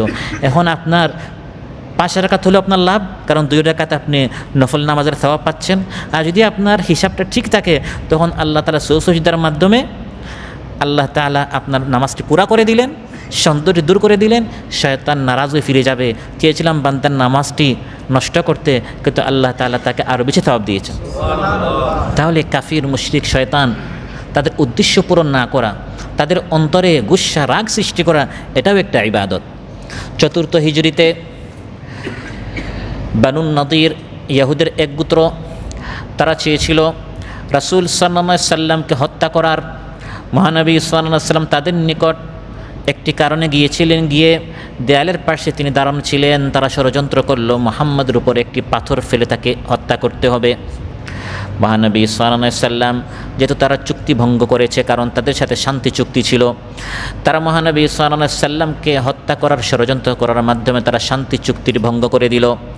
রাসূল সাল্লাল্লাহু আলাইহি সাল্লাম সিদ্ধান্ত নিলেন ইহুদিদেরকে মদিনা থেকে বহিষ্কার বের করে দিতে হবে।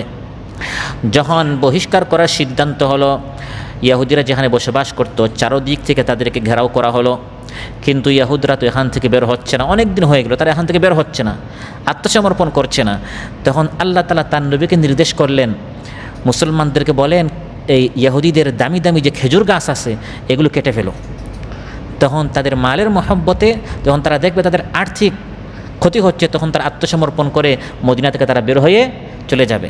মুসলমানরা যখন সমানে আল্লাহর নির্দেশে নবীর হুকুমে খেজুর গাছ কাটা শুরু করলো, তখন তারা বলা শুরু করলো তারা বলে তারা নাকি শান্তির ধর্ম, আর তারা গাছ কাটছে, সম্পদ নষ্ট করছে। তারা বলে তারা ইসলাম হচ্ছে শান্তির ধর্ম, আর তারা কি করছে? গাছ কেটে দিচ্ছে। তখন আল্লাহ আয়াত নাজিল করেছেন, এটি মুসলমানরা নিজের পক্ষ থেকে করে নাই, যে আল্লাহ তাদেরকে গাছ কাটতে নিষেধ করেছেন সেই আল্লাহ এখন তাদেরকে গাছ কাটতে হুকুম করেছেন। এটা কেন? ইহুদিদের অন্তরে জ্বালা সৃষ্টি করার জন্য, ইহুদিদেরকে লাঞ্ছিত অপমানিত করার জন্য, তাদের অন্তরে যন্ত্রণা সৃষ্টি করার জন্য এই হুকুমটা আল্লাহ তাআলা দিয়েছেন।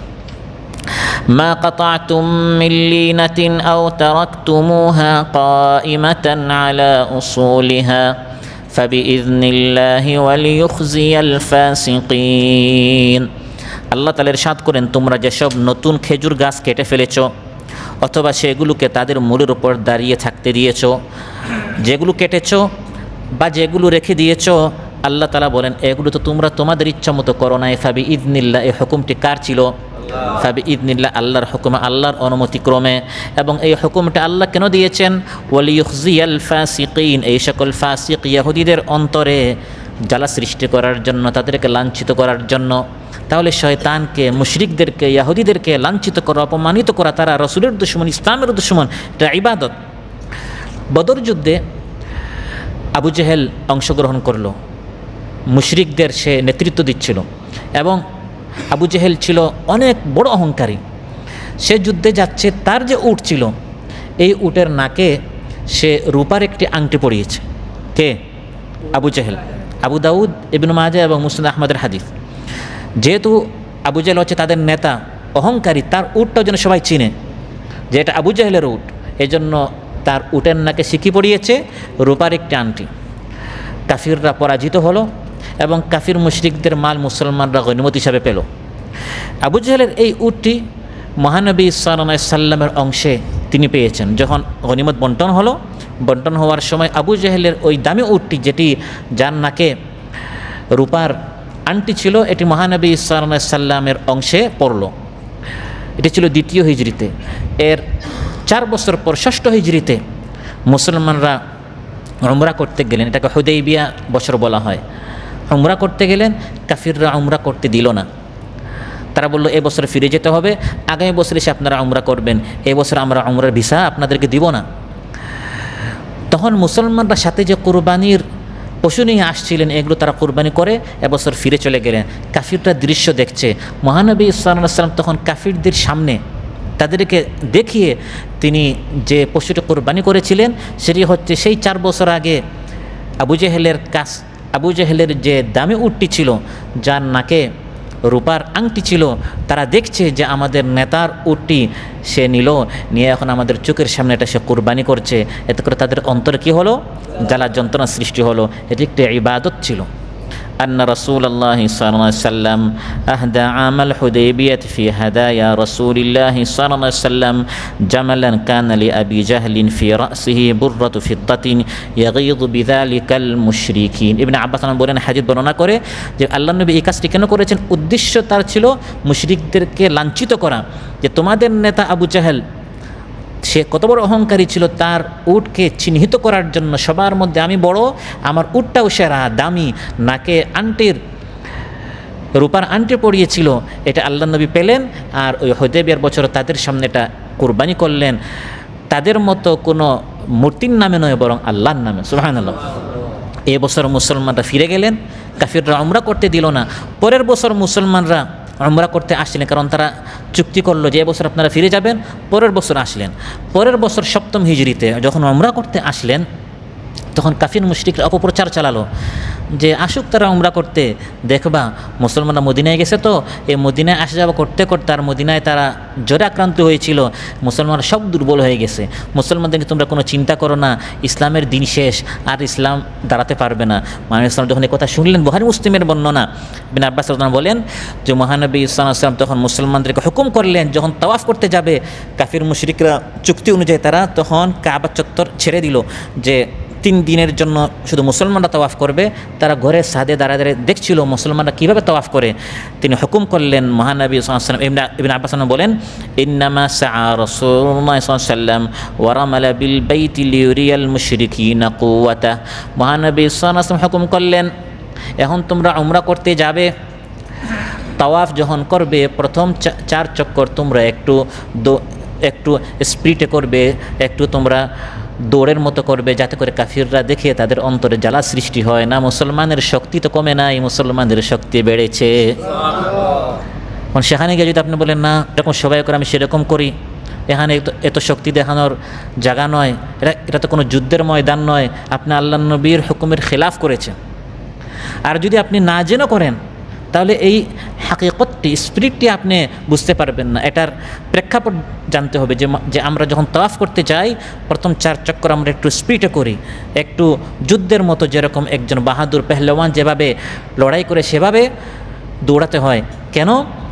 কারণ তখন কাফিররা দেখছিল, আর মানুষ চাচ্ছিলেন কাফিররা দেখুক আমাদের শক্তি কমে নাই, শক্তি বেড়েছে।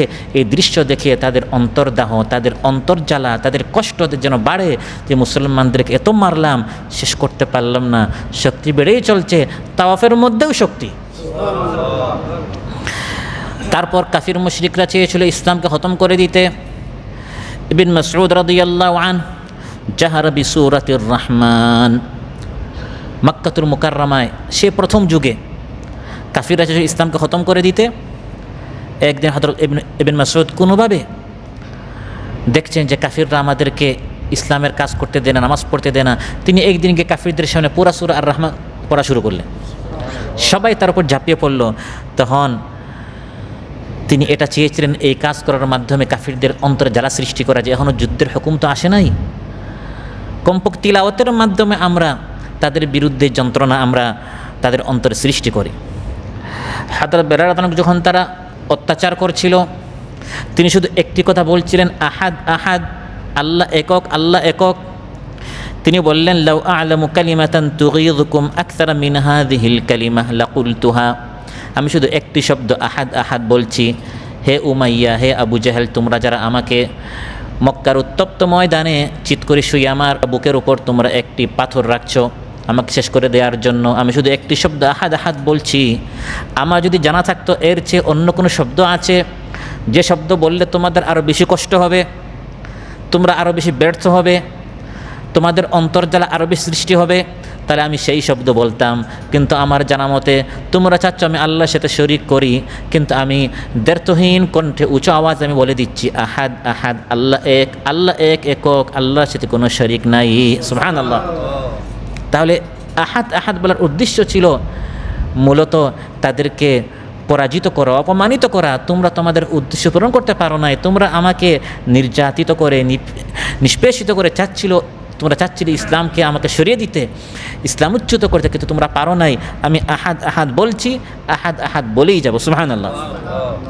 তারপর যখন মক্কা বিজয় হয়ে গেল, যারা সেই বেলাল রাদিয়াল্লাহু তারা মক্কার উত্তপ্ত ময়দানে তারা জুলুম করেছিল, তারা তো এখন অধিকাংশরা বদরে নিহত হয়েছে। এখন তাদের সন্তানেরা, ভাতিজারা এখন মক্কায় আছে। মহানবী সাল্লাল্লাহু আলাইহি ওয়াসাল্লাম হুকুম করলেন, হে বেলাল, উঠো, কাবার উপরে উঠে তুমি আযান দাও, আশহাদু আল্লা ইলাহা ইল্লাল্লাহ আশহাদু আন্না মুহাম্মাদুর রাসূলুল্লাহ। এই হাদিসের ব্যাখ্যায় আসছে রাসূল সাল্লাল্লাহু আলাইহি ওয়াসাল্লাম হযরত বেলালকে কেন হুকুম করলেন? আরও সাহাবী ছিলেন কিনা? উদ্দেশ্য ছিল কাফিরদের অন্তরে জ্বালা যন্ত্রণা সৃষ্টি করা। যে বেলালের আওয়াজকে তোমরা শেষ করে দিতে চেয়েছিলে, তোমরা নাক ছিটকাও, এ তো হাবশি গুলাম, কালো, নাক কাটা, গরিব, মিসকিন, এই বেলালকেই যে সকল আবু জাহেল, আবু লাহাব চেয়েছিল শেষ করে দিতে, তাদের ছেলেদের সামনে মহানবী সাল্লাল্লাহু আলাইহি ওয়াসাল্লাম তাকে কাবায় নয় বরং কাবার উপরে, কাবার সাথে উঠে ইসলামের আওয়াজকে বুলন্দ করতে বললেন, তাদেরকে লাঞ্ছিত অপমানিত করে ইসলামকে বিজয় করার জন্য। সুবহানাল্লাহ। এভাবে অনেক কাহিনী, অনেক ঘটনা রয়েছে। এর মাধ্যমে মহানবী সাল্লাল্লাহু আলাইহি ওয়াসাল্লাম এই মেসেজ দিতে চান যে ইসলাম, মুসলমান যারা আছে তারা সবসময় এমন কাজ করে যার মাধ্যমে কাফির মুশরিকদের অন্তরে জ্বালা যন্ত্রণা সৃষ্টি হয়। বুখারীতে এসেছে, যখন উহুদ যুদ্ধ শেষ হয়ে গেল এবং উহুদ যুদ্ধে মুসলমানরা পরাজিত হয়েছিলেন, বুখারীর বর্ণনা, মুসলমানরা যখন পরাজিত হলেন তখন কাফিরদের নেতৃত্বে যিনি ছিলেন আবু সুফিয়ান, পরে তিনি মুসলমান হয়েছেন, তিনি জয়ী হয়ে বলতে লাগলেন উলু হুবাল। হুবাল হচ্ছে তাদের মূর্তির নাম। হুবাল মূর্তি জয় হক, হুবাল মুক্তি জয় হক, এই যুদ্ধে আমরা জয়ী হয়েছি। মহানবী সাল্লাল্লাহু আলাইহি সাল্লাম বললেন, জবাব দাও সাহাবীদেরকে, আল্লাহু আ'লা ওয়া আজাল, তোমাদের এই মূর্তির চেয়ে আল্লাহ বড়, আল্লাহ মহান। সুবহানাল্লাহ। বাহ্যিকভাবে পরাজিত হলেও আমরা মাথা নত করব না, এমন কথা বলবো যাতে তাদের অন্তরে জ্বালা সৃষ্টি হয়। তারপর আবু সুফিয়ান বললেন, লানাল উজ্জা ওয়ালা উজ্জা লাকুম, আমাদের তো উজ্জা মূর্তি আছে, তোমাদের তো উজ্জা মূর্তি নাই। মহানবী সাল্লাল্লাহু আলাইহি ওয়াসাল্লাম বললেন, জবাব দাও, কুলু আল্লাহু মাওলানা ওয়ালা মাওলা লাকুম, আল্লাহ আমাদের মাওলা, অভিভাবক, তোমাদের কোনো অভিভাবক নাই। সুবহানাল্লাহ। কাব্য আকারে হাসান রাদিয়াল্লাহু আনহু মহানবী সাল্লাল্লাহু আলাইহি ওয়াসাল্লাম পক্ষ হয়ে কাফির মুশরিকদের জবাব দিতেন, সন্দেহ সন্দেহ কবিতা আকারে তিনি জবাব দিতেন, এমন কঠিনভাবে জবাব দিতেন। হযরত হাসানকে মহানবী সাল্লাল্লাহু আলাইহি ওয়াসাল্লাম বললেন, সহিহ মুসলিমের বর্ণনা, উহজু কুরাইশান, হাসান চালিয়ে যাও, তারা যেরকম কাব্য আকারে আক্রমণ করেছে ইসলামের বিরুদ্ধে, তুমিও সঙ্গীত বানাও ইসলামের পক্ষে তাদের বিরুদ্ধে। ফাইন্নাহু আশাদ্দু আলাইহিম মিন রাশকিন বিন নাবলি, তুমি যেরকম সন্দেহ সন্দেহ কবিতা আকারে তাদের কবিতার জবাব দিচ্ছ, তোমার এই জবাবটি, তোমার এই কবিতাগুলো তীরের চেয়ে তাদের জন্য আরও বেশি কষ্টের কারণ হয়। তাহলে যেভাবে ইসলামকে তারা আক্রমণ করতে চায়, ইসলামপন্থীরা সেভাবে জবাব দেয়া শিখতে হবে। এজন্য প্রত্যেকটা অঙ্গনে ইসলামকে পৌঁছে দেওয়ার জন্য মেহনত করতে হবে। সম্মানিত ভাইরা, এখন আমরা দেখতে পাচ্ছি আলহামদুলিল্লাহ দেশের মধ্যে এখন মানুষের মুখে মুখে কথা হচ্ছে, যখন আমাদের সব দেখা শেষ, এখন ইসলামের বাংলাদেশ, এখন আমরা সামনে ইসলামকে দেখতে চাই। এই কথাগুলো শুনে যারা এতদিন ইসলামপন্থীদেরকে ফাঁসির কাস্টে ঝুলিয়েছে, ক্রসফায়ারে দিয়েছে, গুম করেছে, হামলা মামলা করেছে, তারা এখন অনেক খুশি নাকি? তাদের জ্বালা যন্ত্রণা, এতদিন কাদেরকে মারলাম, এতদিন কাদেরকে আমরা ভেবেছিলাম তারা শেষ, এখন তো দেখি আমাদের দুর্গে যেখানে এতদিন আমরা নাস্তিক্যবাদের শিক্ষা দিতাম, সেখানে তারা নিরঙ্কুশ বিজয় লাভ করছে। এই সকল কাজগুলো একদিন হয় নাই, এর পিছনে অনেক সংগ্রাম, অনেক শ্রম, অনেক অর্থ, অনেক সময়, অনেক ত্যাগ তিতিক্ষা করতে হয়েছে। যারা করেছেন তাদের উদ্দেশ্য ছিল ইসলামকে বিজয় করা, আর এমন কাজ করা যার মাধ্যমে ইসলামের শত্রু যারা, তাদের অন্তরে যারা যন্ত্রণা সৃষ্টি হওয়া, তাদের মুখটা কালো করা, তাদেরকে ব্যর্থ করা। তারা নিষ্ফল হয়েছে, তারা তাদের উদ্দেশ্যে পূরণ করতে পারে নাই এবং সফল হতে পারে নাই। আল্লাহ সুবহানাহু ওয়া তাআলা আমাদের সবাইকে বলার চেয়ে, শোনার চেয়ে বেশি আমল করার তৌফিক দান করুন। আমরাও যেন মহানবী সাল্লাল্লাহু আলাইহি ওয়াসাল্লাম আদর্শকে জানতে পারি, পড়তে পারি, বুঝতে পারি এবং সে অনুযায়ী যেন আমরা আমল করতে পারি। সুবহানাকাল্লাহুম্মা বিহামদিক, আশহাদু আল্লা ইলাহা ইল্লা আনতা, আস্তাগফিরুকা ওয়া আতুবু ইলাইক। আসসালামু আলাইকুম ওয়া রাহমাতুল্লাহি ওয়া বারাকাতুহু।